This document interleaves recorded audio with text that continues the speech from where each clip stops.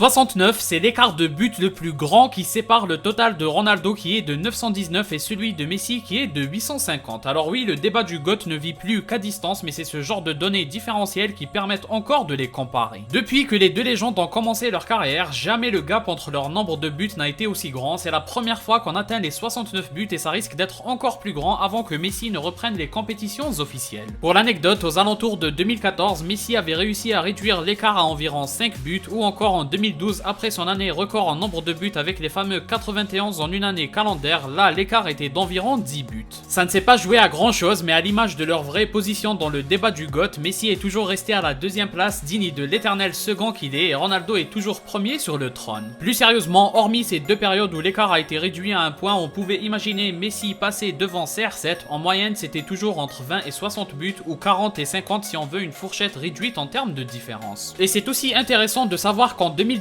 Messi avait réussi à passer devant Ronaldo en nombre de buts marqués en club, mais grâce à son avantage en sélection, le GOAT est toujours resté premier en nombre de buts au total. En tout cas, désormais, ça paraît difficile d'imaginer Messi passer un jour devant Ronaldo. 69 buts, c'est un total qu'il aura du mal à atteindre non pas en une, mais carrément en 2 saisons. Après, tout va dépendre aussi du rythme que va maintenir le GOAT et à quel moment Messi prendra sa retraite. S'il va aussi loin que CR7, il aura peut-être une chance de s'approcher ou de surpasser. Pour le moment, ça continue de jouer et l'avantage est largement en faveur du GOAT.